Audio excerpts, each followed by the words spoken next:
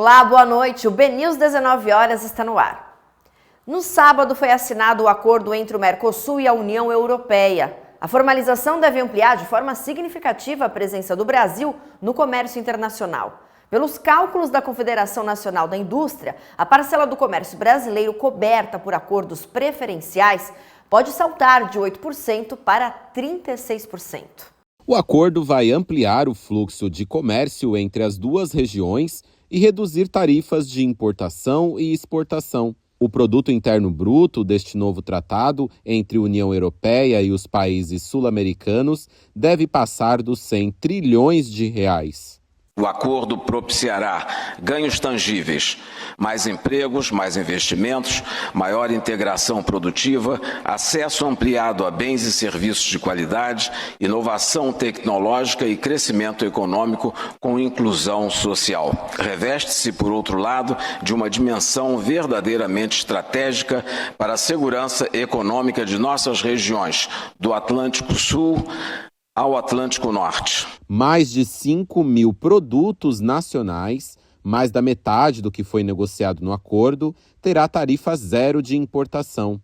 Do lado do Mercosul, o cronograma de abertura é mais gradual. O Brasil terá prazos entre 10 e 15 anos para reduzir tarifas de 44% dos produtos, cerca de 4.000 itens. Os termos e condutas que forem assinados vão determinar as questões técnicas, sanitárias, regulatórias, padrões de qualidade, ou seja, existe um padrão mínimo para alguns países que se fazem necessário cumprir. Há também de se pontuar que o grau de competitividade brasileiro frente ao que nós temos, do Mercosul, vai trazer também um grau de competição para as empresas brasileiras. Não só pelo grau de melhoria necessária à exposição dos nossos produtos para o modelo europeu, quanto também o que vier de importado para cá. A União Europeia é um dos principais parceiros comerciais do Brasil. Em 2024, o bloco foi o destino de 14% das exportações brasileiras, o que corresponde a um volume de 48 bilhões de dólares. O acordo vai começar a valer plenamente em até 15 anos. Um primeiro tratado provisório passa a valer para o comércio depois de ser aprovado pela Câmara no Brasil e também no Parlamento Europeu, onde pode enfrentar resistências de países como França, Hungria e Polônia. A votação final na Europa deve ocorrer em maio. Após a assinatura do acordo provisório, o tratado comercial começa a valer na prática. Segundo o governo, isso deve acontecer já no segundo semestre deste ano. Se conseguirmos aproveitar esse momento, conseguir evoluir a nossa cadeia produtiva brasileira e aí sim gerar empregos com a condição técnica de um grau e respeito ao salário dos trabalhadores na linha produtiva e industrial, teremos um ganho de renda no Brasil. E isso vai se refletir também, além da produção, no maior consumo, refletindo também o aumento do PIB. Além da repercussão geral sobre a assinatura do acordo Mercosul-União Europeia e dos impactos econômicos para o país, em Brasília o foco agora é político. No Congresso Nacional, parlamentares começam a se movimentar para acelerar a análise e a ratificação do tratado, que depende do aval da Câmara e do Senado para entrar em vigor. O acordo Mercosul-União Europeia, assinado no último sábado, entrou agora na fase de análise pelo Congresso Nacional. O presidente da Comissão de Relações Exteriores do Senado, o senador Nelsinho Trade, do PSD do Mato Grosso do Sul, anunciou a criação de uma subcomissão para acompanhar o processo de ratificação e a implementação das medidas previstas, como a eliminação ou redução gradual de 90% das tarifas de importação e exportação ao longo de 10 anos e a ampliação de cotas para produtos como carne, etanol, açúcar e arroz. Segundo o senador, o objetivo do colegiado é agilizar a tramitação do acordo no parlamento. Nós vamos criar, no âmbito da Comissão de Relações Exteriores, uma subcomissão semelhante àquela que fez o enfrentamento nos Estados Unidos contra o tarifaço, para poder acompanhar, par e passo, os desdobramentos do rito legislativo da aprovação do Acordo de Livre Comércio do Mercosul com a União Europeia. Esse acordo está calcado em 2 pilares, o pilar do setor do agronegócio e o pilar do setor da indústria. O acordo entre os 2 blocos vai criar a maior área de livre comércio do mundo e também vai proporcionar um incremento de 7 bilhões de reais nas exportações nacionais. Essa é a expectativa da Associação Brasileira de Promoção de Exportações e Investimentos, a APEX. O presidente da Câmara dos Deputados, Hugo Mota, do Republicanos da Paraíba, também se posicionou sobre o tema.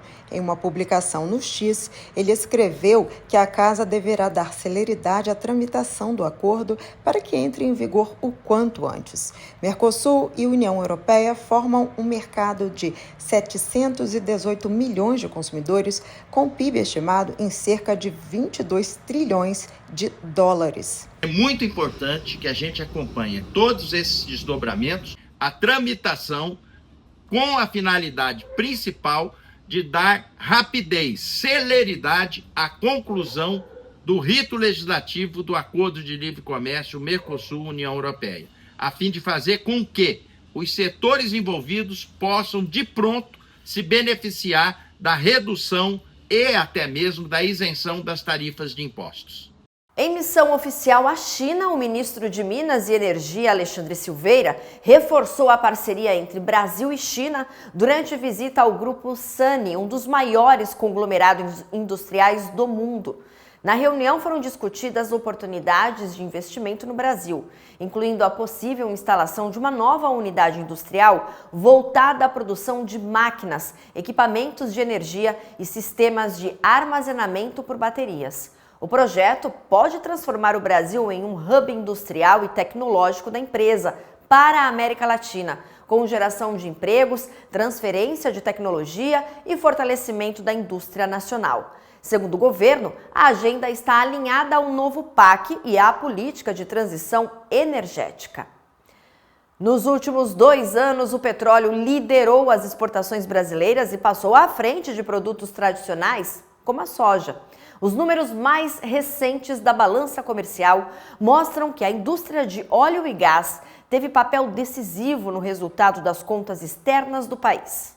Pelo 2º ano consecutivo, o petróleo bruto lidera a pauta de exportações brasileiras. Dados da balança comercial de 2025 mostram que o produto somou 44,6 bilhões de dólares em vendas externas, superando a soja e o minério de ferro e consolidando o protagonismo do setor de óleo e gás na economia brasileira.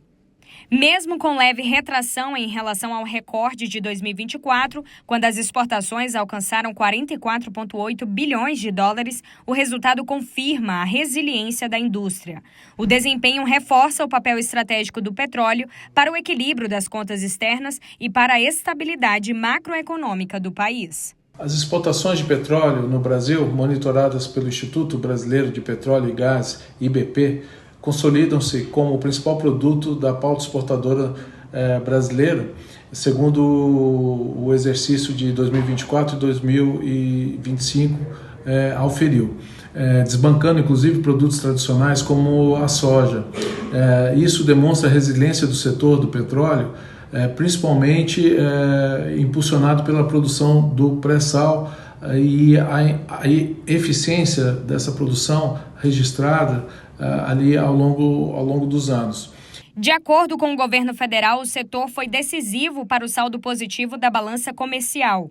A leitura é compartilhada pelo Instituto Brasileiro de Petróleo, Gás e Biocombustíveis, que aponta o atual momento como um ponto de inflexão para a indústria nacional de óleo e gás. Segundo o Outlook IBP 2025-2029, o setor gerou apenas em 2024 um superávit líquido de 36,3 bilhões de dólares e arrecadou mais de 98 bilhões de reais em royalties e participações especiais.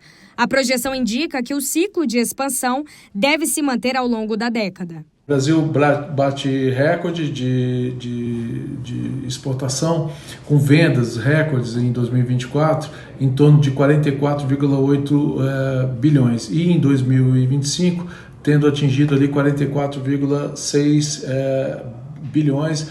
E apesar dessa leve retração, devido a preços internacionais, ele ainda mantém o protagonismo. Tá? O volume do petróleo enviado ao exterior cresceu 10%, demonstrando uma expansão produtiva.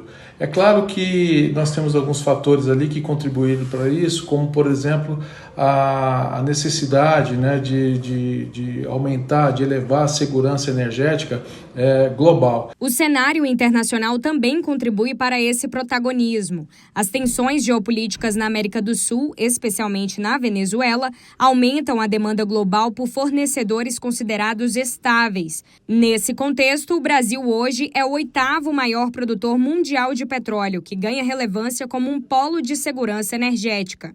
O IBP projeta que a produção brasileira deve atingir 4,2 milhões de barris por dia em 2028, com um pico de investimentos no upstream já em 2026, chegando a 21,3 bilhões de dólares.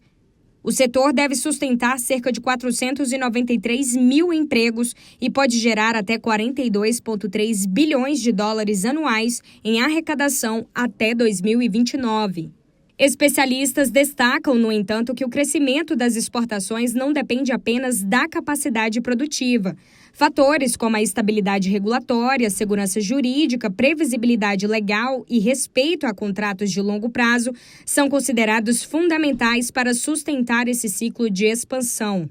Para o professor de Economia do IBMEC Brasília, Renan Silva, o atual marco regulatório do setor será determinante para manter a atratividade dos investimentos e evitar riscos associados a mudanças tributárias ou regulatórias que possam afetar contratos firmados no longo prazo. E claro que nós temos que considerar também ali o conflito, né? Rússia e Ucrânia, que já é de longa data e que coloca muita incerteza na questão da oferta da commodities e da logística também.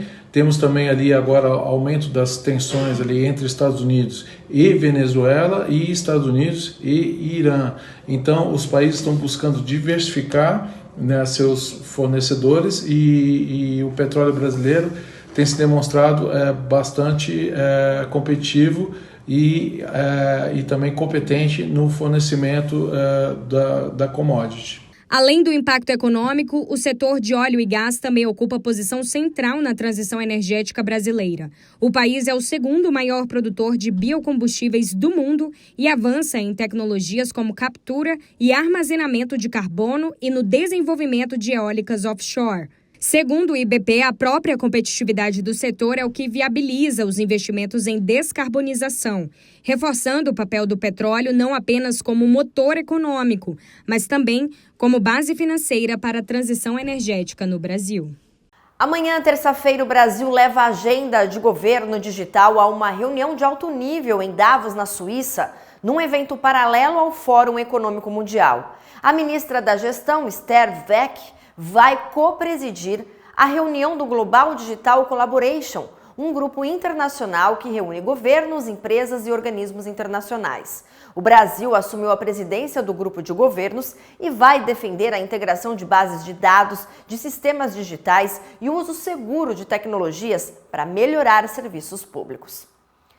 Vamos agora para o portal bnews.com.br e eu destaco uma notícia que vem do setor de navegação, porque a ANTAQ evitou uma cobrança indevida de pouco mais de 23 milhões de reais em sobreestadia de contêineres. A Agência Nacional de Transportes Aquaviários informou que evitou esta cobrança em valores relacionados à sobreestadia de contêineres entre agosto e dezembro de 2025. Segundo a Agência Nacional de Transportes Aquaviários, o resultado decorreu de uma atuação como medidora em acordos firmados entre usuários, agentes marítimos e armadores, com o objetivo de assegurar o cumprimento dos direitos e deveres das partes envolvidas na cadeia logística. E de acordo com a ANTAQ, a primeira audiência de conciliação sobre o tema foi realizada no dia 26 de agosto de 2025. E, desde então, foram promovidas 240 reuniões, das quais 176 resultaram em acordos entre as partes. Está aí uma notícia importante que vem do setor da navegação. E a TVB News realizou na última semana uma visita ao terminal da JBS, que fica no porto de Itajaí, em Santa Catarina. A empresa, que venceu o arrendamento transitório do terminal, retomou as operações de contêineres na cidade, depois de 2 anos paralisados. O CEO Aristides Russi Júnior confirmou que a companhia tem interesse no arrendamento definitivo, que é previsto para acontecer ainda este ano. A reportagem é de Cássio Lira. A equipe da TVB News foi convidada a visitar as instalações do terminal da JBS, localizado no porto de Itajaí. Aristides comentou que a companhia aguarda a publicação do edital para avaliar se fatores como os investimentos e dados referentes à movimentação são aderentes à empresa. Nós estamos aqui, a gente quer ter continuidade, mas, novamente, a gente também precisa aguardar o que vem de informações do leilão para entender se é aderente ao a nossa estratégia, né? Que, obviamente, a gente até conversou, a gente trabalha, a gente viu aqui o negócio acontecer, a gente acredita que deve sair o modelo logo e aí a gente vai poder ter um pouco mais de clareza. Neste mês de janeiro, a JBS completa 14 meses de operação no porto de Itajaí. Mesmo sendo o atual operador portuário da área, a companhia não acredita que tenha uma vantagem durante o processo de licitação. O negócio é muito globalizado, operadores portuários de nível de classe mundial, todos vão olhar para Itajaí, eu tenho certeza disso. Não acredito que tenhamos qualquer tipo de vantagem competitiva, seja operacional ou comercial, por estar aqui, porque todo mundo tem acesso a informações de forma muito rápida hoje, né? Você datamar e etc., te dá essas informações de volume, etc. E o edital também, né? Tem a maturidade regulatória que te dá também bastante transparência na forma com que o leilão é feito. O executivo da JBS afirmou que espera uma grande concorrência para o leilão do porto de Itajaí. Segundo ele, depois do Tecon Santos 10, o empreendimento é o ativo portuário mais relevante do Brasil no segmento de contêineres. Olhando para o ativo de container, nós temos aí o Tecon 10, né, que está aí para sair, e logo em seguida eu acho que Itajaí é o segundo ativo. E não vai ter um outro ativo tão relevante a médio e longo prazo, eu acho, ou vamos falar de médio prazo do país. Então eu acredito que vai ter uma ampla competição, é o que a gente espera. No final de 2025, o Ministério de Portos e Aeroportos encaminhou à Agência Nacional de Transportes Aquaviários, a ANTAQ, os estudos finais do projeto para que a agência faça a publicação do edital. O arrendamento definitivo do porto de Itajaí prevê um novo contrato de duração de 35 anos e investimentos obrigatórios de 2,8 bilhões de reais, dos quais 920 milhões devem ser realizados nos primeiros 3 anos do vínculo. A JBS informou que desde outubro de 2024 realizou investimentos de aproximadamente 220 milhões de reais para a modernização do terminal, na compra de equipamentos. Atualmente, o terminal conta com 10 linhas regulares de navegação, recebendo navios das principais armadoras globais. O desafio foi o início, né? De restabelecer a confiança do mercado, né? O terminal praticamente 2 anos parado, um contrato transitório de 2 anos mais 2 anos, e o mercado preocupado com um pouco mais de médio prazo, né? Não curto prazo, 1 ano ou 2 anos, mas sim um pouco mais de previsibilidade. E como que esse início seria, né? A gente foi capaz de, primeiro, construir um time maravilhoso. As pessoas são, obviamente, o alicerce principal das nossas operações, né? E a gente provou para o mercado que nós somos capazes de responder de forma muito rápida e eficiente. Então, ao longo de 26, eu tenho absoluta certeza que a gente vai superar. Nós estamos em vias de, né? 93% do nosso mínimo já é alcançado e precisamos pontuar algumas informações para vocês. Se nós formos olhar 2022, foi quando parou, nós já estamos 11% acima do momento melhor de 2022. Então, ou seja, a gente já está acima do que se fazia, de fato. O CEO da JBS Terminais comentou sobre o possível interesse da companhia em participar do leilão do Tecon Santos 10, o mega terminal de contêineres projetado para a margem direita do Porto de Santos. A partir da modelagem do projeto, empresas que não operam contêineres no maior porto do país, como é o caso da JBS, podem participar da primeira fase do certame. Aristides comentou que a companhia aguarda a publicação final do edital e citou preocupações quanto ao modelo econômico e operacional do futuro empreendimento. De fato, nós esperávamos que o edital já tivesse sido publicado para que a gente tivesse acesso à íntegra, né, de todas as condições do leilão, para que nós pudéssemos, de fato, fazer a nossa modelagem, entender os desafios que ela nos traria, mas, de fato, ainda não saíram, né? Não saiu os papéis, né? Já existem algumas indicações aí, mas a gente prefere, obviamente, ter acesso na íntegra do material para tomar uma decisão. Nós estamos ativos, olhando o que está acontecendo, entendendo quais são as oportunidades que aderem ao negócio da JBS. Quando você fala que as regras estão colocadas, parte da regra está colocada. O montante de investimento se conhece superficialmente. A questão de dúvidas operacionais que haviam no edital passado, tem muitas coisas ali durante a audiência pública que se tentou aclarar e que são dúvidas do mercado. Quando você fala assim, as dúvidas estão sanadas, em parte sim, mas a parte realmente do que vai representar, vou te dar um dado. Todo mundo fala em 3 milhões e 200 mil teus.